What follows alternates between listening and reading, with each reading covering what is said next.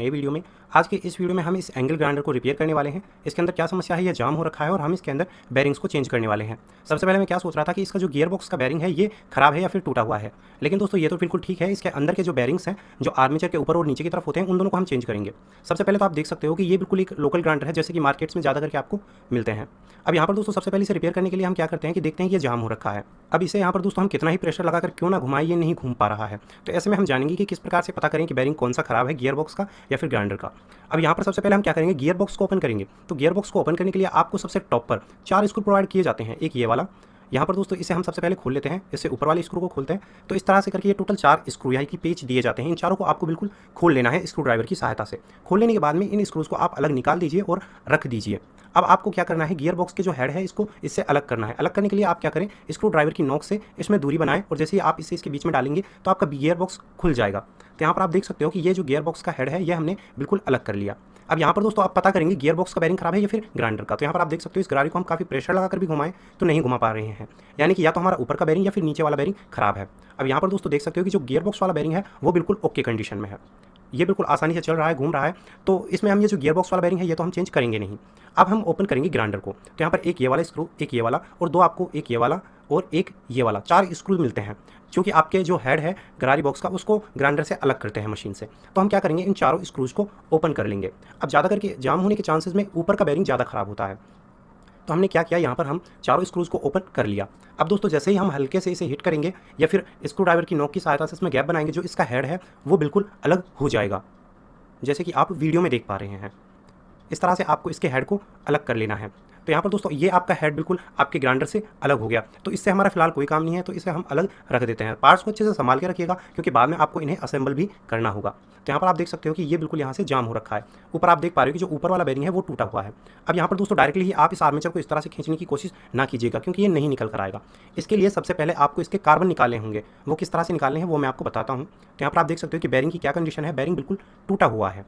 तो हम क्या करते हैं, पहले इसको आर्मेचर को बाहर निकालेंगे। तो हम क्या करेंगे, पहले तो इसे नीचे के साइड से जो इसका कवर होता है उसे हम ओपन करेंगे। तो यहाँ पर दोस्तों क्या है कि मैक्सिमम चांसेस में यहाँ पर स्क्रू लगाए जाते हैं, लेकिन लोकली है और पता नहीं ख़राब हो गया है, क्योंकि यहाँ पर टेप लगा रखी है। तो मैंने इसे कटआउट कर दिया और नीचे की तरफ 2 स्क्रू आपको प्रोवाइड किए जाते हैं। इन दोनों को मैं खोल लेता हूँ स्क्रू ड्राइवर से। यहाँ पर दोस्तों फोर्क और स्क्रू ड्राइवर की मदद से आप इन दोनों पेचों को खोल लीजिए और इस आप कवर को अब आप नीचे की तरफ निकाल सकते हैं।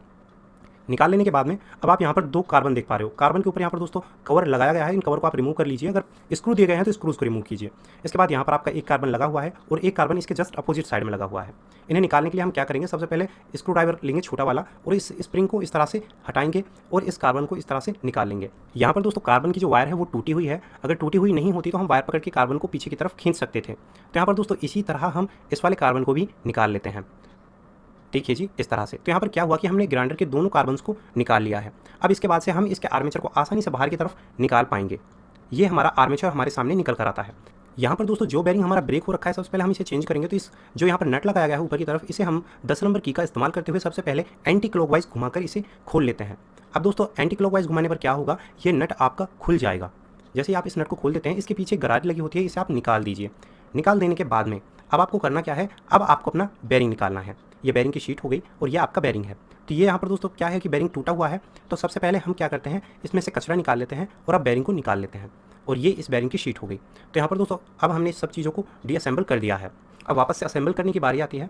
तो हम सबसे पहले क्या करेंगे, एक बारी तो अच्छे से इन सभी पार्ट्स को साफ करेंगे। बेरिंग के नंबर को यहाँ पर सर्टिफाइड करेंगे। तो यहाँ पर 608 नंबर HCH बेरिंग का इस्तेमाल किया गया है। ओल्ड बेरिंग नंबर आपको वेरीफाई करना जरूरी है ताकि आपको आसानी रहे। इसके बाद इसके पार्ट्स को अच्छे से हम साफ कर लेते हैं। अब यहाँ पर आप चेक कर लीजिए जो आपका नीचे वाला बेरिंग है वो ठीक कंडीशन में है या फिर वो भी ख़राब हो रखा है। अगर ख़राब है तो इसे भी आप चेंज कर दीजिए। यहाँ पर दोस्तों मैंने देखा नीचे वाला बेरिंग बिल्कुल ओके कंडीशन में है, तो हम ऊपर वाला बेरिंग चेंज करते हैं। तो यहाँ पर ये मैंने 608 नंबर HCH ब्रांड का वही कॉपी बिल्कुल सेम टू सेम बेरिंग लिया है और इसे इसके अंदर हम फिट करने वाले हैं। ठीक है, तो अब फिट किस तरह से करना है अब वो भी आप देख लीजिए। सबसे पहले अपना आर्मेचर को लीजिए। आर्मेचर के ऊपर आपको एक ये दोस्तों ये प्लास्टिक की आप ब्लेड देख पा रहे हो, ये हवा के लिए होती है। इसके बाद जो ये आप आयरन शीट देख पा रहे हो, ये आपको लगा देनी है, जो कि आपके फ्रंट साइड के बैलेंस को कवर करता है। इसके बाद इसे लगा देने के बाद में अब आपको जो अपने आप 608 नंबर बेरिंग लिया है उसे इसके ऊपर सेट करना है। ये आसानी से सेट हो जाता है, आपको कुछ भी जोर ज़बरदस्ती करने की ज़रूरत नहीं रहेगी। अब इसके बाद में जैसे कि हमने इसमें से क्या था, गरारी निकाली थी नट को खोलने के बाद, तो अब वो हम गरारी यहाँ पर लगा देते हैं।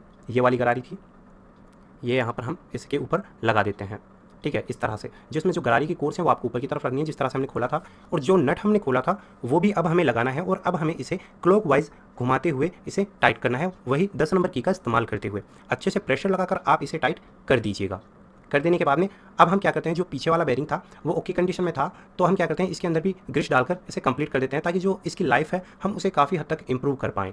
लगा देने के बाद में इसका जो बेरिंग का शील है, यहाँ पर प्लास्टिक सील का इस्तेमाल किया जाता है, तो ये आसानी से लग जाता है, तो इसे लगाना अपना बिल्कुल भी ना भूलना, और हो सके तो ऑयल मत डालना बेरिंग के अंदर, जिससे क्या होगा, ग्रिश निकल जाता है। अब हम इसे फिट करते हैं। तो सबसे पहले तो ग्राइंडर की बॉडी के अंदर हम उसका आर्मेचर फिक्स करेंगे। तो यहाँ पर एक बारी आप इसे आर्मेचर को अंदर के साइड से अच्छे से साफ कर लीजिएगा, और एक बारी चेकआउट कर लीजिए कोई और परेशानी तो आपको नहीं है। ऑल इन्फॉर्मेशन कंटिन्यू करने के बाद में अब हम हमारे आर्मेचर को ग्राइंडर की बॉडी के अंदर फिक्स करते हैं।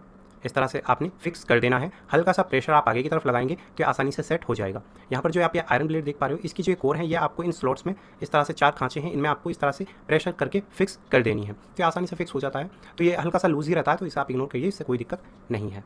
इसके बाद जो आपका गियर बॉक्स का हेड है इसे हम लगाएंगे इसके ऊपर इस तरह से।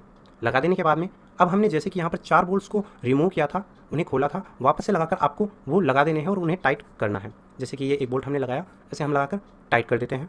यानी कि दोस्तों पहले तो आप क्या कीजिएगा, 4 बोल्ट्स को लगा लीजिए, फिर उन्हें हल्का हल्का बराबर से टाइट कीजिएगा। ऐसा नहीं करना है कि आपने एक बोल्ट लगाया उसे फुल टाइट कर दिया। 4 बोल्ट्स लगा दिए, कंप्लीट कर दिए, इसके बाद इन्हें हम टाइट कर देते हैं।